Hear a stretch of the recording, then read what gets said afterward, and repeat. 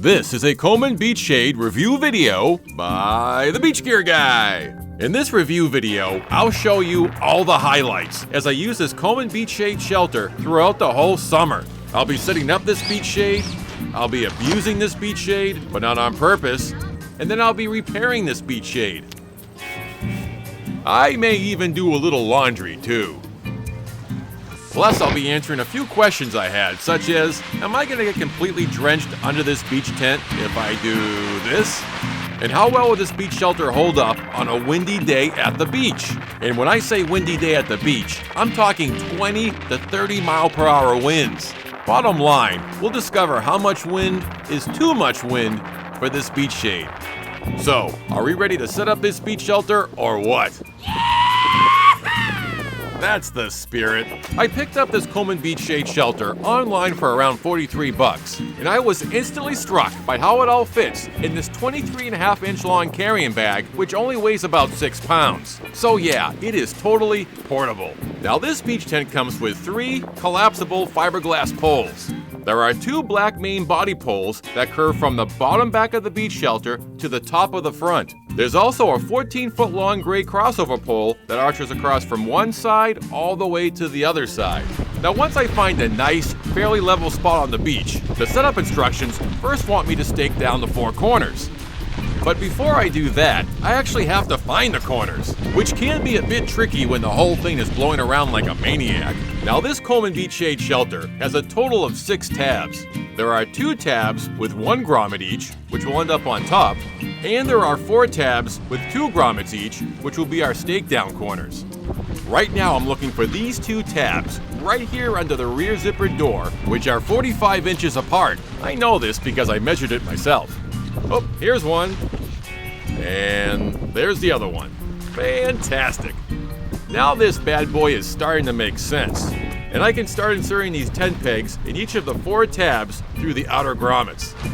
Now, I know this is a minor thing, but I'm not too crazy about using these metal stakes for a beach setup because they're not very strong, they can easily be lost in the sand, and they don't really work well in soft sand. I did find some other stakes, however, that do work well with this beach shelter, and I'm going to show them to you when I set it up on a windy day. Now, once this beach shelter is staked down, I'm going to assemble the 3 poles by interlocking them together, which is pretty straightforward and easy, and then I'm going to insert the poles into the pole sleeves. Now, the instructions tell us that this beach shelter should be set up by a minimum of 2 people, but this is a one-man show. I must admit, however, that it would be nice having another person to act as a guide, because the end of the poles always get hung up somewhere, usually right here on the loops. So it would be nice to have a co-pilot just to help guide them through. Now after assembling this Coleman Beach Shade Shelter a bunch of times, I found that it was easier to insert the gray crossover pole first and then the black main body poles. Now before I start inserting the ends of the poles into the grommets, all 3 poles should be completely through the sleeves so it looks like this.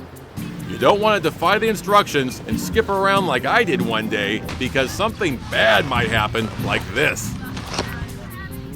Yikes.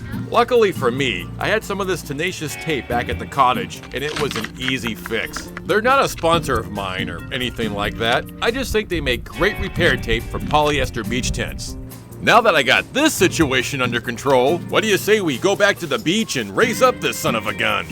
I'm going to start right here in the back with the 2 black main body poles. First, I'm going to insert one end of the pole into the grommet, then I'm going to make my way over to the front of the sunshade, and then I'm going to insert the other end of the pole into the grommet, just like this. Now here's a big safety tip that I always remember when I set up a beach tent like this Coleman Beach Shelter.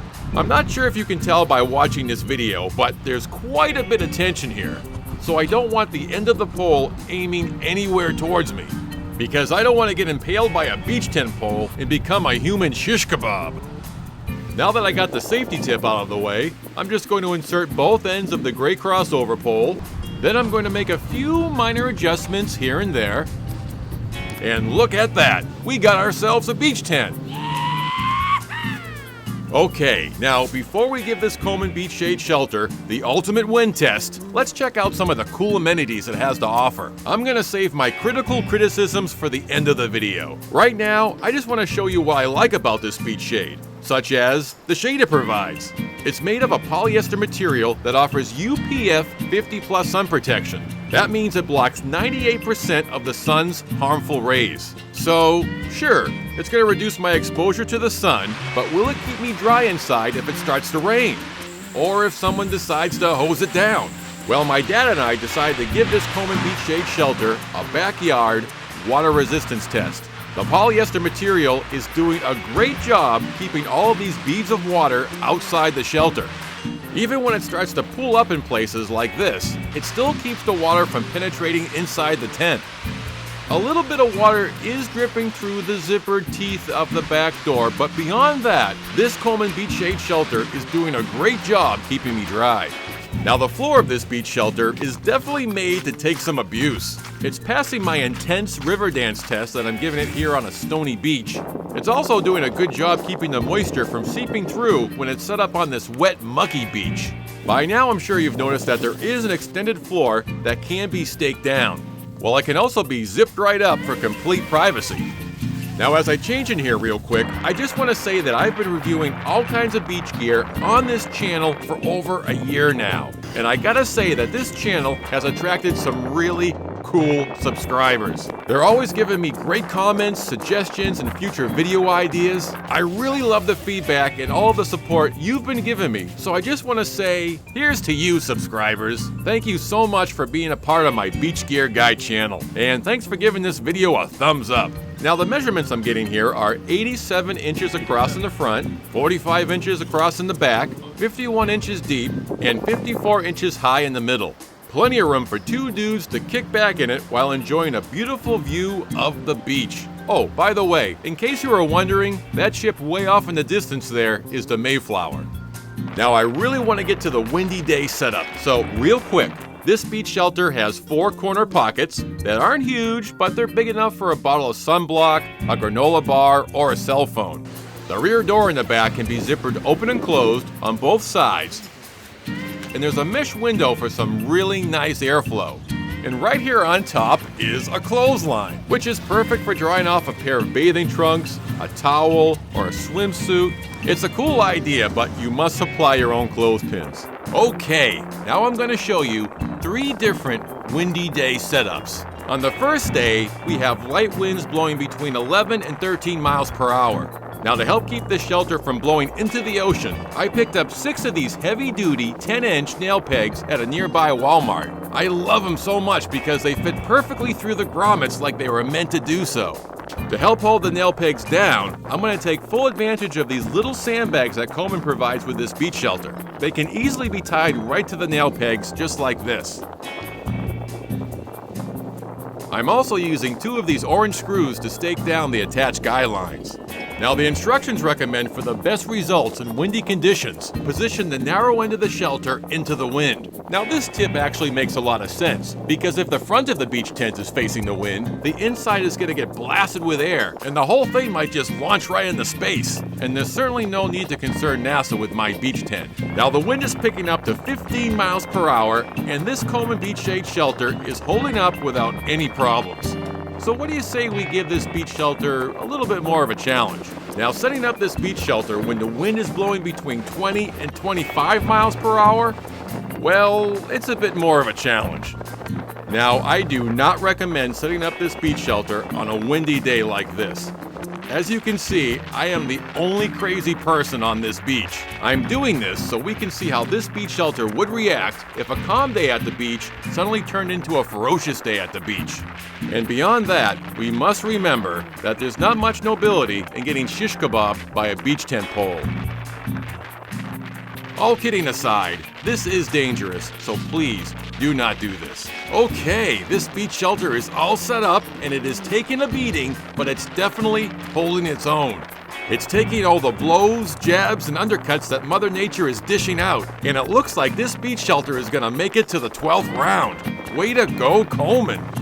Well, I thought I was done testing out my Coleman Beach Shade Shelter, but I was reviewing this light-speed beach tent when the wind was whipping around 25 miles per hour, and for whatever reason, I was inspired to set up this Coleman one last time, which turned out to be a big mistake.